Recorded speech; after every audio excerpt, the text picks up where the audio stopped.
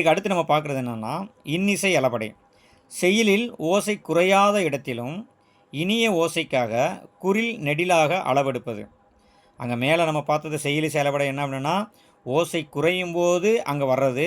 இங்கே ஓசை குறையாத போதும் என்ன செய்கிறோம் அப்படின்னா அங்கே வந்து இனிய ஓசைக்காக குறில் வந்து நெடிலாக அளவெடுப்பதுக்கு பேர் என்ன அப்படின்னா இன்னிசை அளபடுங்கிறோம். இப்போ எடுத்துக்காட்டுன்னா கெடுப்பதூம் அப்படிங்கிறது, அதே மாதிரி எடுப்பதூம் அப்படிங்கிறது.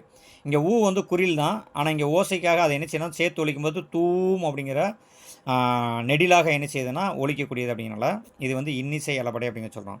இதில் கடைசி வகை வந்து என்ன அப்படின்னா சொல்லிசை அளபடை அப்படிங்கிறது. செய்யுளில் ஒரு பெயர் சொல் எச்ச சொல்லாக திரிந்து அளவெடுப்பதுக்கு பேர் என்ன அப்படின்னா சொல்லிசை அளபடை அப்படிங்கிறது.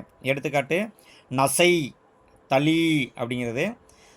இது வந்து என்ன அப்படின்னா ஒரு பெயர் சொல்ல வந்து எச்ச பொருளை வந்து அங்கே வந்து தெரிஞ்சிருக்கனால இதுக்கு வந்து சொல்லிசை அளபடை அப்படிங்கிறத நம்ம நினைவில் வைத்துக்கொள்ள வேண்டும்.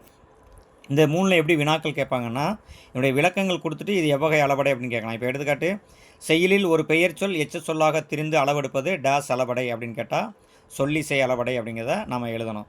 அல்லது கீழ்கண்டவற்றில் சொல்லிசை அளபடை எது அப்படின்னு கொடுத்து இந்த 3 எடுத்துக்காட்டுகளை ஏதாவது ஒன்று கொடுத்தாங்க அப்படின்னா இதை நம்ம நினைவில் வைத்துக்கணும். இதை இன்னும் எளிமையாக நம்ம நினைவில் வைக்கணும் அப்படின்னா சுட்டெழுத்துக்களை நினைவில் வச்சா எளிமையாக எழுதலாம். ஆ, உ, இ அப்படிங்கிறது. ஆ அப்படின்னா செய்யுளிசை அளபடை, ஊ அப்படின்னு வந்துச்சுன்னா இன்னிசை அளபடை, ஈ அப்படின்னு வந்துச்சுன்னா இது வந்து சொல்லிசை அளபடை அப்படிங்கிறத நம்ம எளிதில் நினைவில் வைத்துக்கொள்ளலாம்.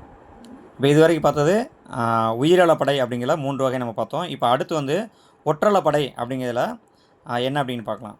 செய்யுளில் ஓசை குறையும் போது அதனை நிறைவு செய்ய மெய்யெழுத்துக்களான இங், இன்ஸ், இன், இன், இம், இன், இவ், இ, இல், இல் ஆகிய 10 ஆயுத என்னும் ஆயுத எழுத்தும் என்னும் ஆயுத எழுத்தும் அளவெடுப்பதற்கு பேர் என்ன அப்படின்னா ஒற்றளப்படை அப்படிங்கிறது. இதை எளிமையாக நினைவில் வைத்துக்கொள்ளணும் அப்படின்னா மெய்யெழுத்துக்கள் 18ல் வல்லின மெய்யெழுத்துக்கள் என்ன செய்யாது அப்படின்னா ஒற்றளப்படையில் வராது. அதே மாதிரி இடையின எழுத்துக்களில் ரா அப்படிங்கிற எழுத்தும் லா அப்படிங்கிற எழுத்தும் என்ன செய்யாது அப்படின்னா ஒற்றளப்படையில் வராது. மீதி இருக்கக்கூடிய 10 மெய்யெழுத்துக்களும் அப்படிங்கிறோம். எளிமையான வைக்கணும் அப்படின்னா வல்லின எழுத்துக்கள் வராது, இடையின எழுத்துக்களில் ரா இர் அப்படிங்கிற எழுத்தும் இல் அப்படிங்கிற எழுத்தும் வராது அப்படிங்கிற நினைவில் வச்சுக்கணும். இப்போ இது எடுத்துக்காட்டு என்ன அப்படின்னா எங்கிறைவன் அப்படிங்கிறது. இங்கே இங்கு என்ற மெய்யெழுத்து 2 முறை வந்திருக்குது. இது ஒற்று அளவெடுத்து வர்றது அப்படிங்கிறது. அதேமாதிரி எக்கிழங்கிய அப்படிங்கிறதுல என்ற எழுத்து அளபடையாக இங்கே வந்திருக்கு. இது வந்து ஒற்றளப்படை அப்படிங்கிறது. இது வரைக்கும் நம்ம பார்த்தது என்ன அப்படின்னா சார்பு எழுத்துக்களில் உயிர்மை, ஆயுதம், உயிரளப்படை, ஒற்றளப்படை என்பது வரைக்கும் நம்ம பார்த்துருக்கோம். மீண்டும் நாம் அடுத்த வகுப்பில் சந்திப்போம். நன்றி.